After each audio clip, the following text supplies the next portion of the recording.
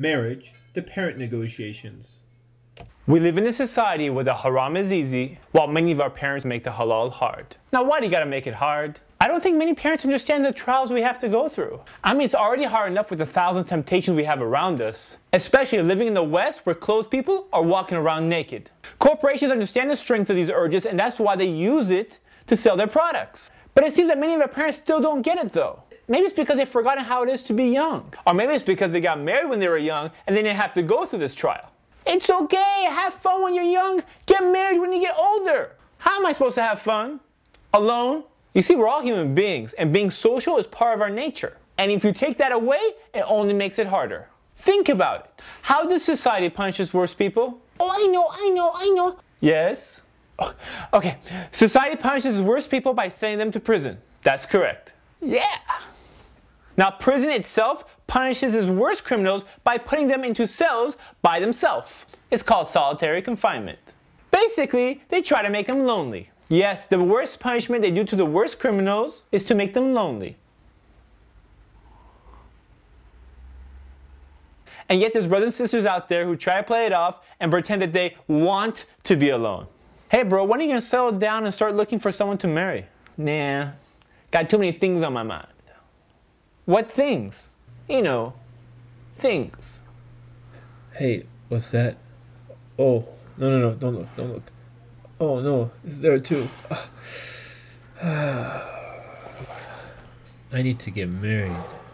Are you okay? Yeah, I'm good. So to protect ourselves from these temptations, some of us try to follow the sunnah and try to get married young. But sometimes our parents set up these roadblocks, which makes it almost impossible to get married. Let me break it down for you.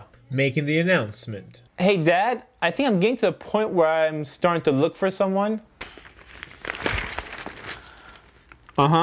So yeah, I'm interested in getting married.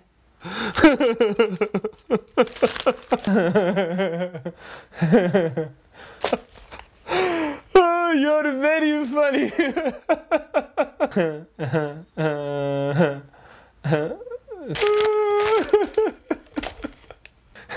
So why are we laughing?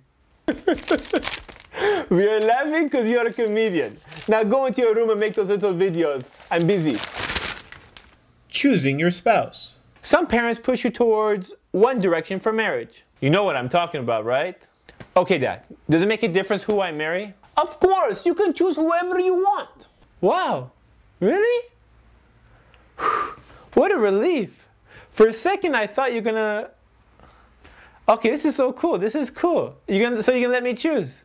You can choose whoever you want.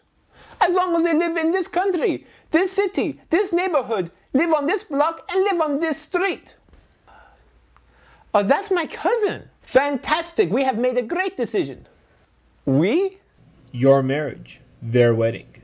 Okay, Dad, I've been saving and I think I got a great job, so I think I'm financially ready. You won't have enough until your 30s. Why so long? By the time you finish school, establish your career, pay off our wedding, you'll be well into your 30s. What do you mean pay off your wedding? Yes, you may be getting married, but it is our wedding. And we want a magnificent wedding. With your money, of course. Of course. Doctor or engineer? Okay, I still don't understand why I have to wait so long. By that time, your school will be finished. Okay, will you at least let me choose which career path I want? Of course! You can choose to be a doctor, or an engineer, or a doctor, or even an engineer, or you could just get your PhD. Yeah, but the field I'm in, computer science, makes great money. I know, but there's a difference between saying, this is my son Ali, he plays with computers, and this is my son Ali, Dr. Ali, who has a PhD. Did I mention he's a doctor?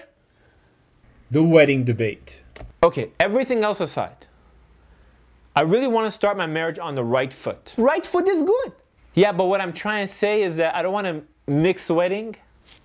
You see, wedding is like a salad. You have cucumbers and tomatoes and lettuce, and by themselves, they're just by themselves. But when you mix them all up, you have salad. And what is a wedding without salad? Huh? Okay, what I'm trying to say is that I want a halal wedding. Why are you worried? The meat is halal. I'm not worried about the meat. I'm worried about everything else. Do you know what I'm saying? If all this stuff sounds silly, it's because it is. These are the loops that many kids have to go through when they negotiate with their parents. Your kids are eventually going to reach an age where they're ready to get married. And instead of making an obstacle course for them, why not make it easy for them? If you haven't figured out by now, your kids want to get married. If you don't believe me, ask them. And for many young people, they realize that Islam is more important than any culture. You see, as much as they love you, they love Allah subhanahu wa ta'ala more. I don't understand how we Muslims could be proud of any culture that conflicts with Islam. Our cultures didn't give us honor. Islam gave us honor.